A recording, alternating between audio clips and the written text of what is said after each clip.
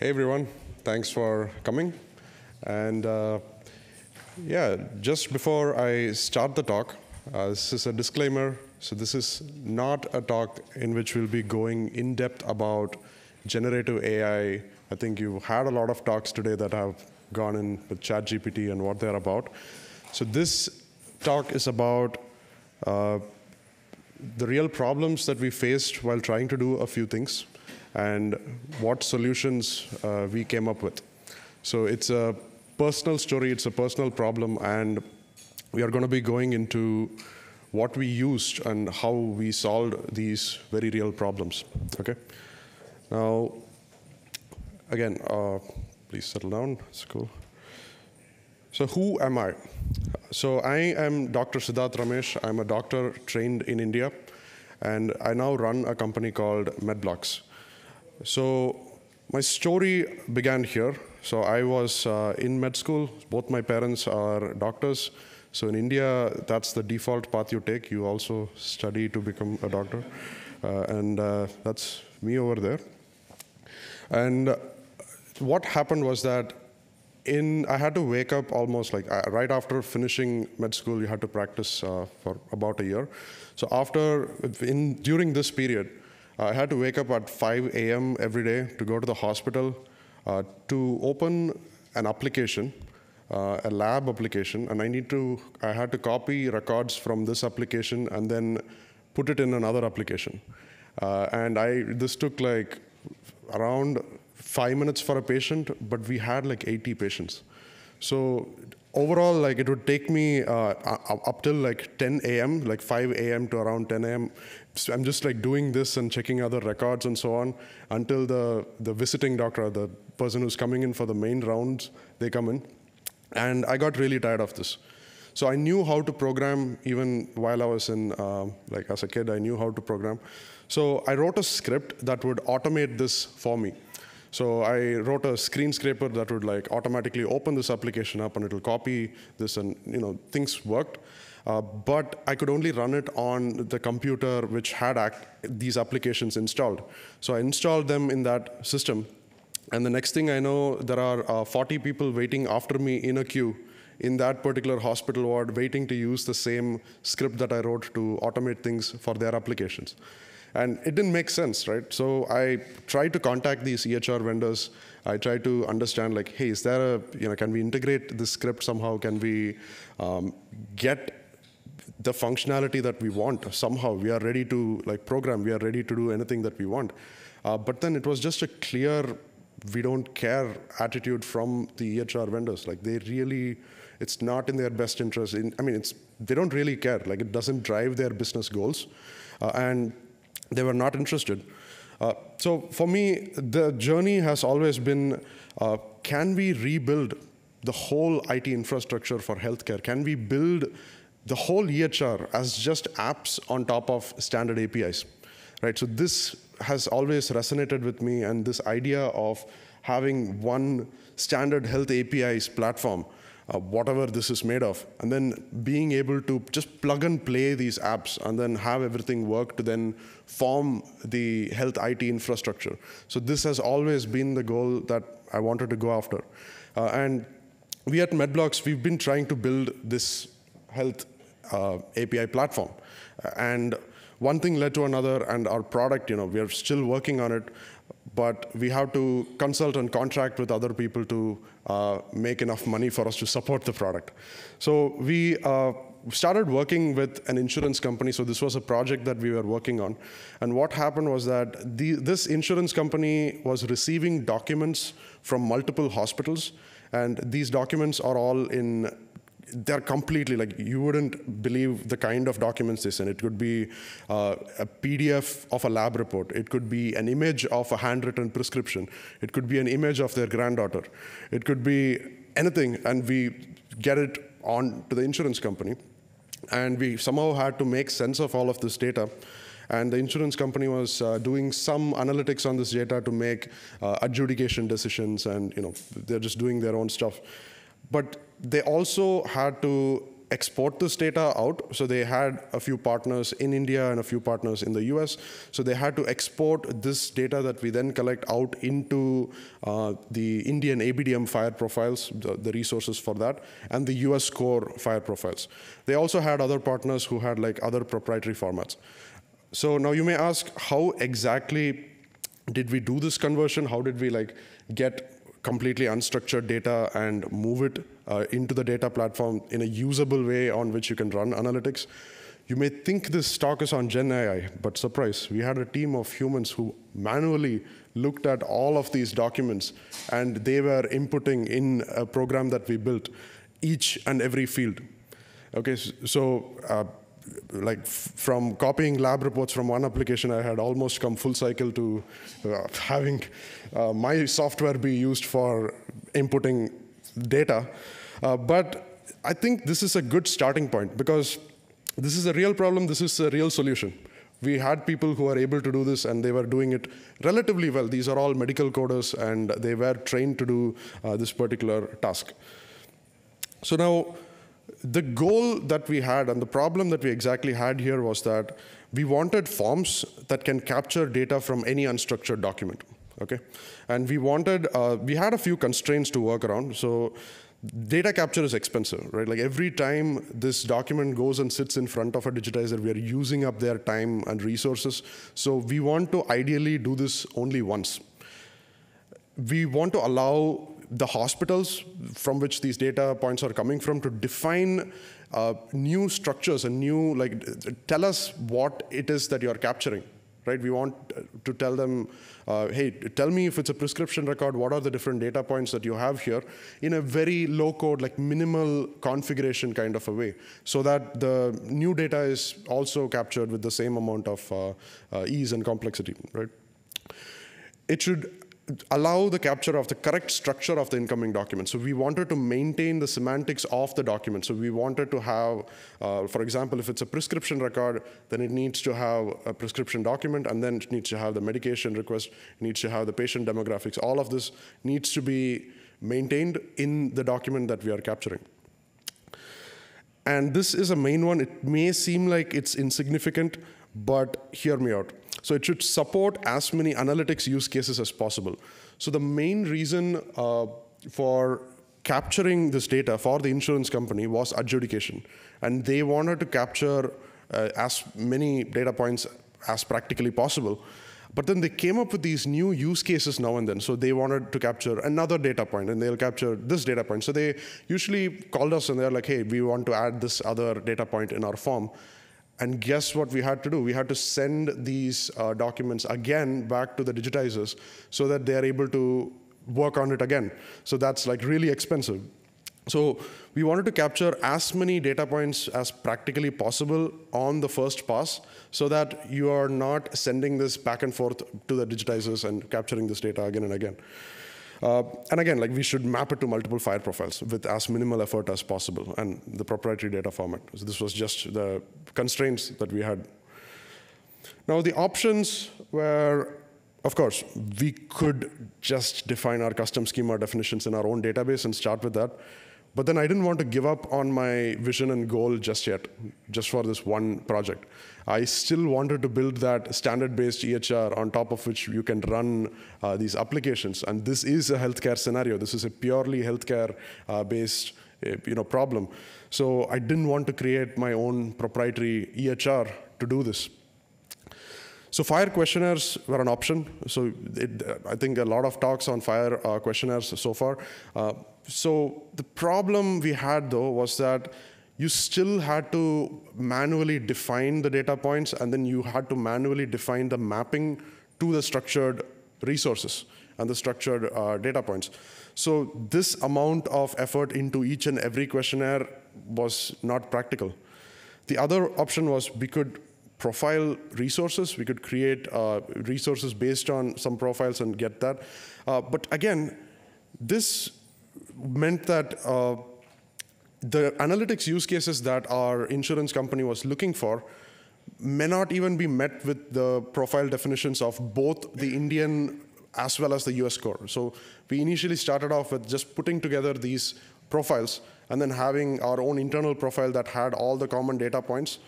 But then the insurance company wanted to do more. They wanted more data points, and they wanted to analyze more data points in the document that were not present in the FHIR resource. And again, FHIR compositions is the other option, right? Because you want to capture the document to begin with. But again, even if we do this, and even if we semantically are able to capture the structure of the document, you still had the problem with the resources not having enough data points. So I just want to raise our hands. How many of you have had this question in the past? Like, how do I model this in FHIR? I have no idea how to model this in FHIR. Okay, that's majority of the room. Okay. So this is the problem that we were contending with, which is how do we model this in FHIR? We are getting like truckload of documents which had X, Y, Z, and anything that the healthcare enterprise might have. And FHIR resources are like this transmission mechanism that we have, which is only sending documents and which is only sending resources that make sense in an exchange context, right? And what we were actually trying to do here is model the domain, right? Like we were trying to get to these domain models. And I thought, okay, as an extension of FHIR and as an extension of what we've done with FHIR with Interop, it should be possible to also model the domain in FHIR. And we see a lot of people doing this. The talk by Google where they are starting to store everything natively as FHIR. Health Samurai is doing this. And a lot of other people are trying to model data primarily in FHIR, right? But is this really, does it make sense? So I asked Graham. A lot of people are using FHIR natively for storage. And I know you're against this, and I've seen a lot of your other talks where you've explicitly stated that FHIR for storage may not be such a good idea. But we are again seeing this pattern where people are separating the apps from the data, and then they have this data platform, and they build their apps on top of the data platform. What are your opinions on this kind of usage of FHIR? It's not that I think it's a bad idea. What I think is we designed FHIR, we designed it for Interop. And so it's denormalized with boundaries that are chosen by considerable community discussion to represent resilient, robust units of exchange. And those units of exchange are not the units that you would choose as storage units inside your system. Okay, so we have it. So it's not meant for the domain model, right? So what is? So what is meant for the domain model? So FHIR is clearly meant as an interop standard between different systems in a black box. So it's meant as a facade on top of existing systems. So what is the answer to the domain models, right? So I want to give you a historical context of FHIR and how this came to be and what really happened, right? And this is, again, a paper by Josh Mendel, where we go over, like, in 2011, after HL7 realized that V3 was not really working, they launched this Fresh Look initiative. And two key initiatives were actually of mention. So one was the Clinical Information Modeling Initiative, or the CIMI, by Stan Huff, which worked closely on OpenAIRE archetypes, and Resources for Health, designed and published by Graham Grieve. And we are all sitting together today in FHIR Dev Days, right? We are not sitting in CIMI Dev Days, or we are not sitting in that. So we know which standard won and which format won out. But then I think there is benefit in going back and understanding, okay, what is this? What was this OpenAIRE archetypes and OpenEHR, if you see that?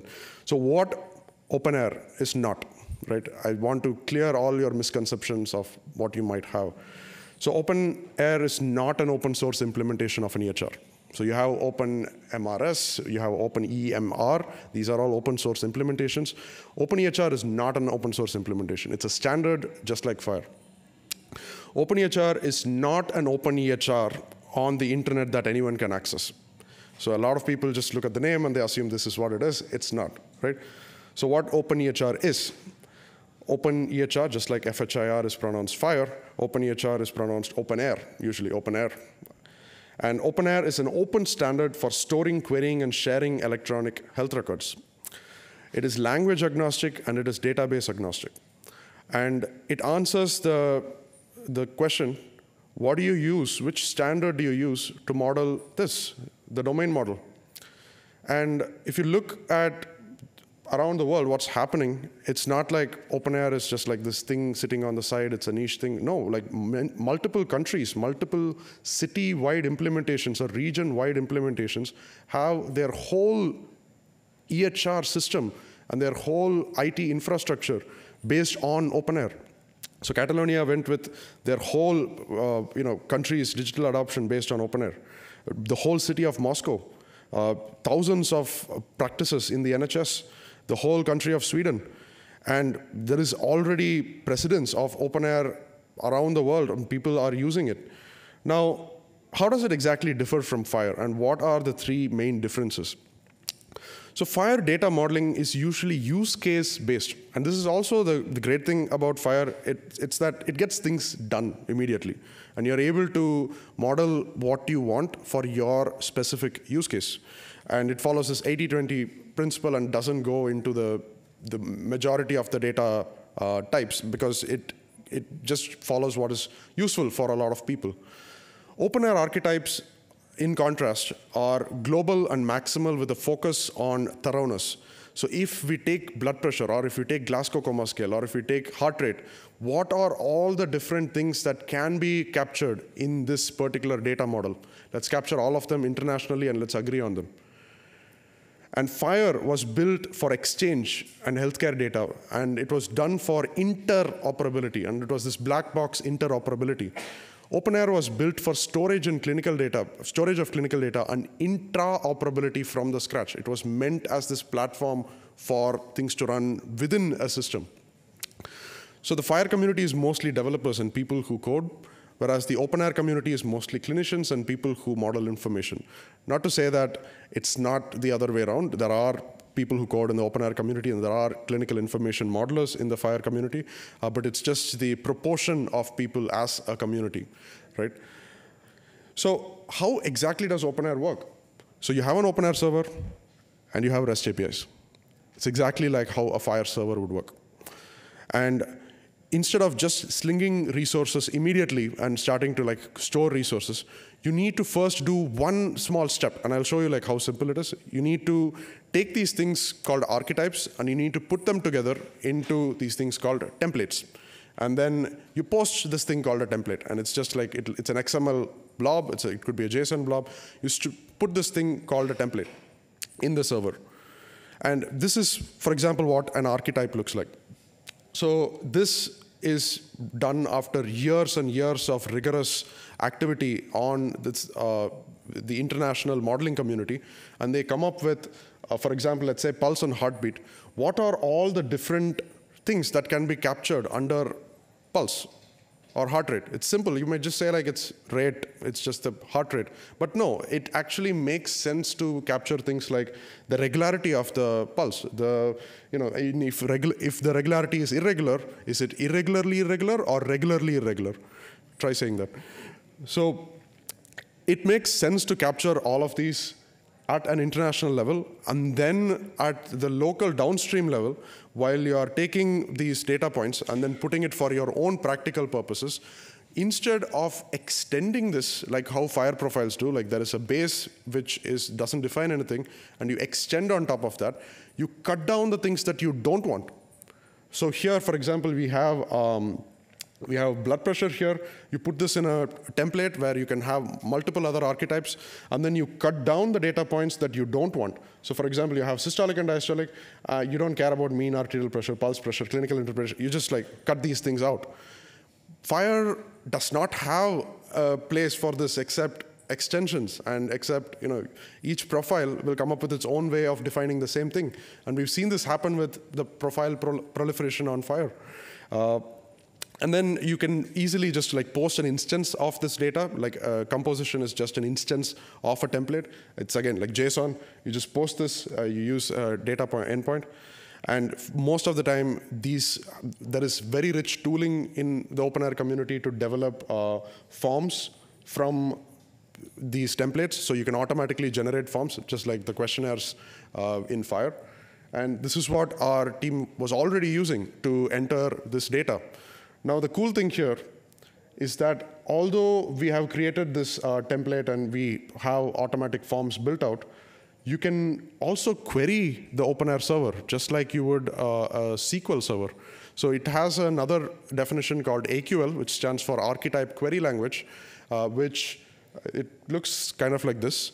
And you can use this not only to query, for example, oh, I need, give me all the systolic and diastolic for this patient, but you can also tell it, I want it under this template, or I want it under this particular form. So that allows you to almost compose really like complex queries. And for example, this was enough for our data platform analytics needs. And we also, like, you can easily like render widgets and graphs by just providing an AQL query. And yeah, we're seeing this in FHIR as well. Like, so we have SQL on FHIR and we have all of this, but this has all of this from the start, and it was built in with this notion of you use this as the primary data storage mechanism. Now, I could quickly just show you, like, go to the CKM, for example. Are you able to see my screen? Okay, hold up. Should I exit the presentation to, yeah, this is okay? So for example, if you go under observation, and let's take a look at something, right, like UPGAR score, for example. If you take a look at, okay, UPGAR score was defined, it's to be used by this. It's been worked on by almost 20 people and translations by in these many different languages. And if we start looking at the data type here, there is almost everything, like respiratory effort, with the SNOMED CT and allowing codes for each and every data point. I can't say this about a FHIR profile because we don't have an international FHIR profile that defines UPGAR score. And if I take, for example, let's say body segment area, it's in version V1, and it's not just like 1 or 2, it's like hundreds, and it's close to 1,000 right now. There are thousands of such archetypes, and we'll see why this makes more sense later on. But these archetypes, these data models are already defined. It's available, it's open. Anyone can go there, download the definition, and use it in their own systems. And you know, it has all of these different data points and data definitions done, and this is more than 20 years of effort of the clinical modeling community that actually has made all of this possible. And if we go to a tool, sign me out, but let me see if this works. So all you need to do to build a template, so let me quickly go here. So for example, I create a test template, and I tell that, okay, I'm interested in capturing blood pressure, and I'm interested in capturing the heartbeat, okay? And under this, you can cancel out the elements that don't make sense, and you can just like enable, for example, systolic and diastolic. Maybe I'm interested in the position, but you also have this already populated enum, like standing, sitting, reclining, and so on. And let's go to cuff size. Probably not interested at this point. But let's go to pulse and heartbeat. Just enable, for example, the rate. I'm going to cancel everything out, just enable the rate and maybe the regularity. And if you see the irregularity type, it has this modeled already. There is character, there is like all of these things that you would model. And after you're done, all you need to do is export this into a file, and you get this nice looking definition. Sorry that VS Code is taking a bit of time to load up, but you get a definition of everything that you need to know about this particular thing. So OPT stands for Operational Template, and you just upload this whole thing into an OpenAIRE-based system. So for example, here I have our platform, and all you need is you can upload this, and you can start capturing this data immediately. So you have like systolic, diastolic, and rate, and I can submit this, and it creates an instance, and this is the graphs that you saw. So let's continue. What if your use case or your particular data modeling needs are not already in the CKM? There are thousands of archetypes, but then what if it's not already there? No problem. You can create your own archetype. It's a first-class citizen of this whole ecosystem. You can create your own archetype. And not only can you just create it in a matter of minutes, you can also submit it onto the International Clinical Knowledge Manager for review and adding it into the main archetype repository. So this process is built into OpenAIRE. Whereas in FHIR, it would have to be either a community working group meeting or the whole process is completely different. Now, we were happy with this. So we used OpenAIRE for our data platform, and we were converting the data from OpenAIRE to FHIR for the Indian ABDM profile and the US core. So your question here might be, again, like we didn't go with any of these options. We went with OpenAIRE templates and compositions. And your question here may be, how do you map from OpenAIRE to FHIR? Well, there is tooling around that. And there is a spec here that you can just define a YAML file, and it maps from an OpenAIRE archetype to any FHIR profile. And for the more popular profiles like US core, these mappings were already available. And even if we had to map this to these proprietary formats, the CKM and the clinical model was already so richly populated with all of these codes. So for example, it tells you exactly which line code it is, exactly which SNOMED code it is. It was just a matter of like finding which data field points to which data field. There was no more brainstorming needed on, okay, which values do these map to and so on. And then this happened. Right, so ChatGPT and the whole LLM race began, and what do you think this is? Yep, you're right. ChatGPT gets this right too. And with the introduction of image-based LLMs, you're able to like segment any document. You're able to just like cut documents into different pieces. And I'm not going to go into the details of this, but ChatGPT today has something called function calling. How many of you have tested out or tried out function calling in some way? All right, the minority. Okay, so for those of you who are not aware of OpenAI function calling, you give it the usual messages, but you can define a set of functions that it can call, and those functions need to have a JSON schema. And ChatGPT and OpenAI guarantees that the response of the LLM would comply with this JSON schema. Okay, so it's almost like, and you need to provide a good description in the JSON schema itself for the model to understand what this data structure is. So we are spending a lot of money on this. We are spending, like, each digitizer costed us a fortune. We are doing this at scale. Just imagine what this would look like. So it was just a problem of, can you take a document? All you needed is the JSON schema, right? All you needed is a really good JSON schema to get the structured data out. But the problem is you need to generate this JSON schema for the model to perform really well. So how do you generate this JSON schema? So obviously, we can define a custom JSON schema for each and every use case. You could derive it from FHIR resources. You could derive it from FHIR questionnaires. But again, we had other problems with this. We had, like, obvious problems. And in fact, sometimes my team tells me that it's actually easier to map from OpenAIRE to different FHIR profiles than it is to map from FHIR to FHIR profiles. So we obviously chose OpenAIRE templates, but I want to just give you a view of what that enabled us to do and what that gave us. So OpenAIRE already came with these extremely good definitions of what was available in a data model. So for example, if you take body mass index, not only does it tell you in the use, like, when to use this, it tells you the formula to calculate it, it tells you exactly when not to use it, it tells you the validation for what is the range of body mass index, it tells you all the units that can be used with this. When we compare it to an equivalent or a mature FHIR profile, for example, the US core, it is more technical about, like, okay, this is the profile. There is absolutely no definition here about what body mass index is or what the formula for this should be. And here again, as you see here, the value quantity here is not really validated. So there is no way for us to generate a JSON schema automatically to just like represent, okay, body mass index cannot exceed this limit, right? So for us, it was almost like the prompting and the JSON schema that we were able to generate with OpenAIRE templates felt like it was prompting on steroids. Whereas with what we had here, it was like, yeah, it works sometimes.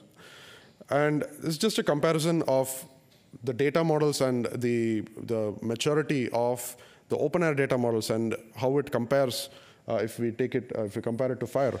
So for example, in observation, like you have a few clinical observation resources in FHIR, like condition, observation, and so on.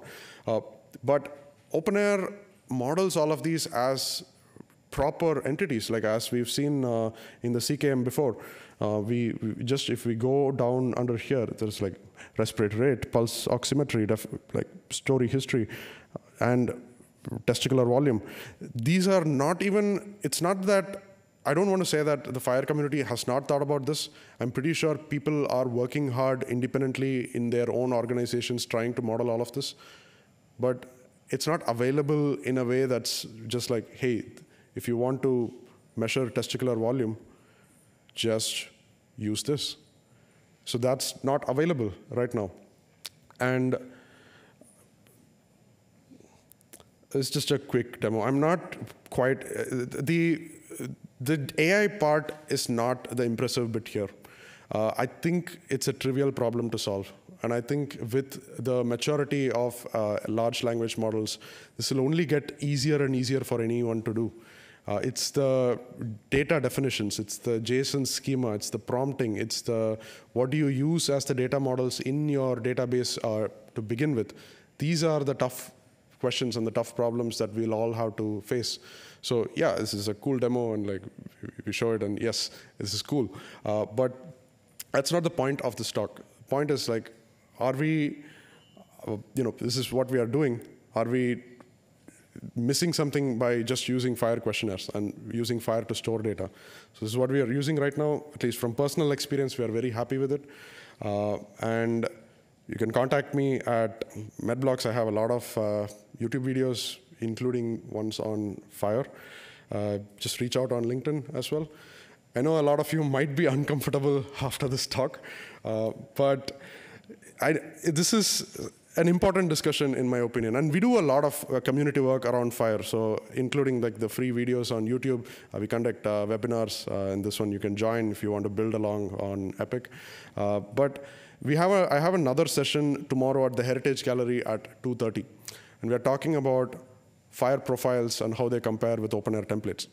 Now recently there has been a press release by both HL7 and the OpenAIRE community saying that they will put forces together and they'll join and they'll make something work, but we don't know what that something is.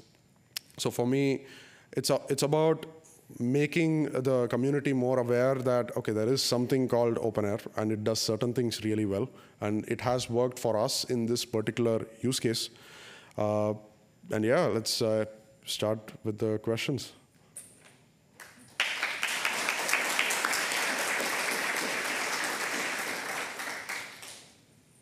Thank you so much, Siddharth. I don't see any pitchforks yet, but maybe some questions. What is the underlying data structure? Is it a graph, or are you defining a graph and then you're mapping that to a document store or SQL? So that's completely based on the implementer. So the OpenAIRE spec is completely like agnostic to whatever database technology use. We've had implementations on Postgres, on Cassandra, on MongoDB, on all these technologies. What it defines is a set of REST APIs and data models that you can like package and make your REST APIs function on top of. So that's all that OpenAIRE itself defines, and you have these data models that you can take and use from the CKM. But yeah, the database implementation is up to that specific implementer. There are open source servers out there, though. There are open source OpenAIRE servers like EHR Base, just by a German company. They are Postgres based on Postgres, yes. Yeah, interesting talk. And I think one thing that I have been thinking through, or trying to think through, since the last Connectathon working group meeting, there was an announcement that HL7 and OpenEHR will be working together to collaborate on improving interoperability.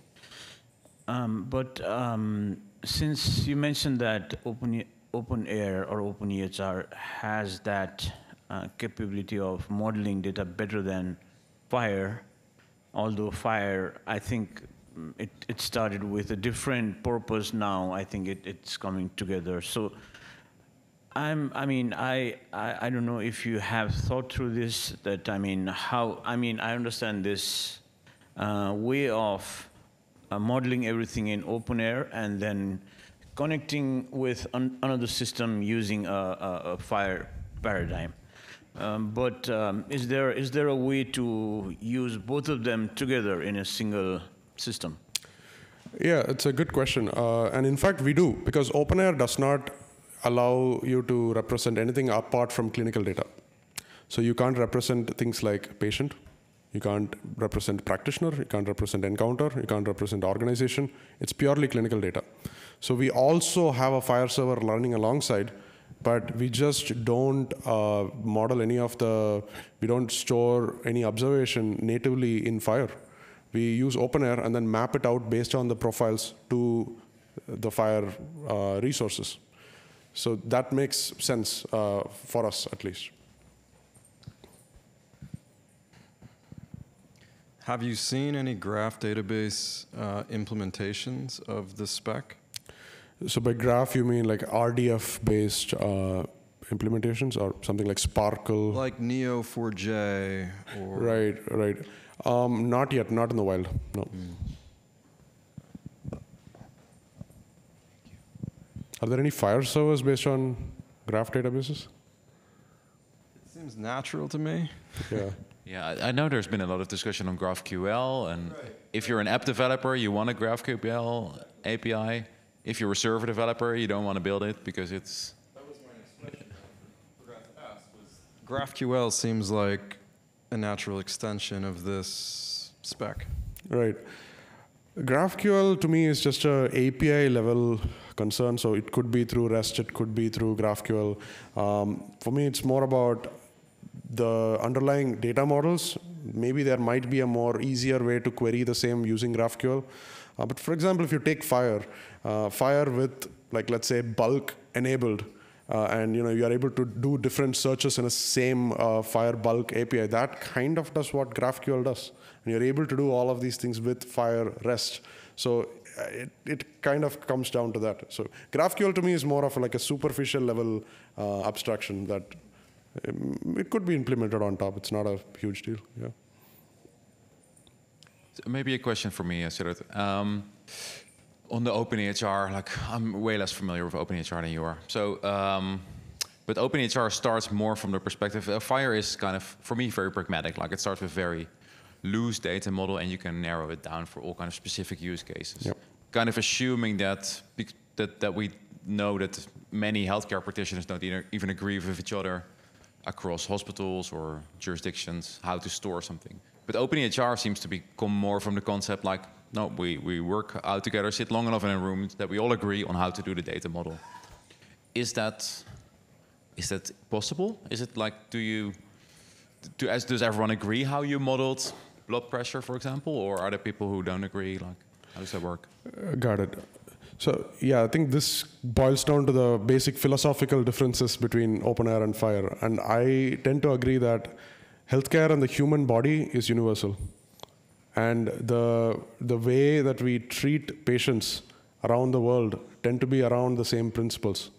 And they tend to be, regardless of whether your insurance reimburses you or you pay it out of pocket in India, the human body at the end of the day is the same. And the doctor who has looked up and read research on the same thinks in the same way. And they model that domain in the same way.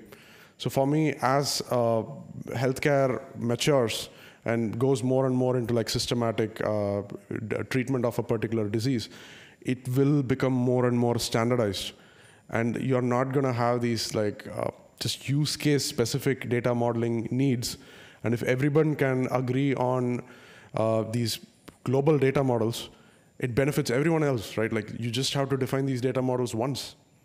And you can write all downstream artifacts, including clinical decision support, forms, everything is derived on top of these. Otherwise, you're just like left thinking about how to define blood pressure for the 40th time. Nice, nice. Is there a question here? Good question, by the way. And are there any specific areas that are in OpenEHR completely not defined yet? Like, are we missing ophthalmologists or whatever?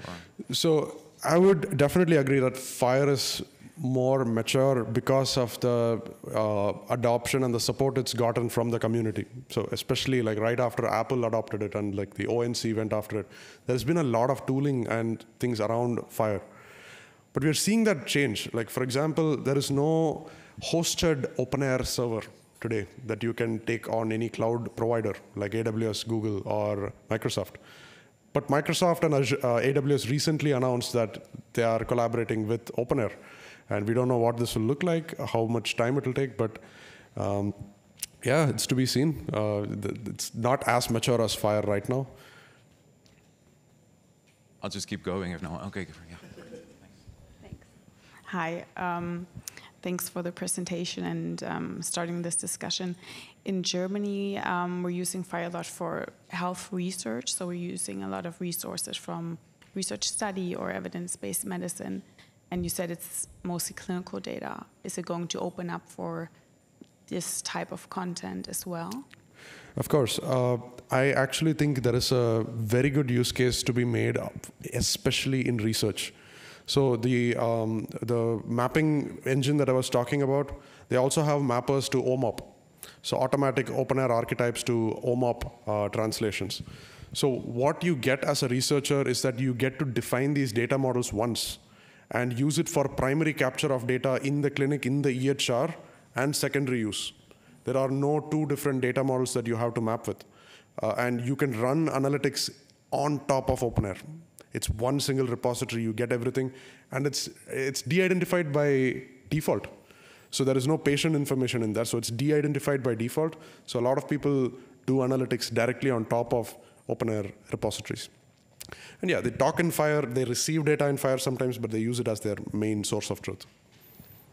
So really good talk. And I'm not sure if I'm seeing there's any sort of conflict here. Tell me if I'm wrong in my thinking. It sounds like, say we have a perfect world where everybody's using FHIR for exchange in a standardized, way. In theory, it sounds like everything message that could be sent that way could populate a database or whatever data repository based on OpenAir. OpenAir probably covers more things because there's a lot of typically not, I assume sometimes FHIR doesn't have things because they're just never structured or something like that. And OpenAir does because it's biology, right? Which is what you're getting at. So, it seems like that's the point. It goes to what Graham was saying, if I got it right, he's basically saying, the primary use case is the discrete exchange. Yep. Which it's exquisite, it's extremely well designed for. So yep. I guess I don't see this as a problem. I kind of see this more as an opportunity. Understood. But that's just a perspective. But yeah. I'll tell you, so the problem here, at least for me personally, this is my opinion, is that if you have a high definition television, but your internet is just slow enough that it can stream standard definition, then what's the use of a high definition TV? So it's like we are capturing all of this data with all the rich semantics and the data models in OpenAir in primary care. When we are translating it to the FHIR resources and when we are sending it out for so-called interop, we are sending like a subset of all of the data that we have. For me, that is like I'm like, I have all this data. Why don't you also receive all this data? And they're like, no, FHIR is the national implementation guide for both of these countries. But we have to close it here. So please find Siddharth after this. And do yeah, check and again, like if you're interested and want to just continue this discussion and the conversation, tomorrow at this time in the Heritage Gallery, bring in all your FHIR folks if you. Thank you.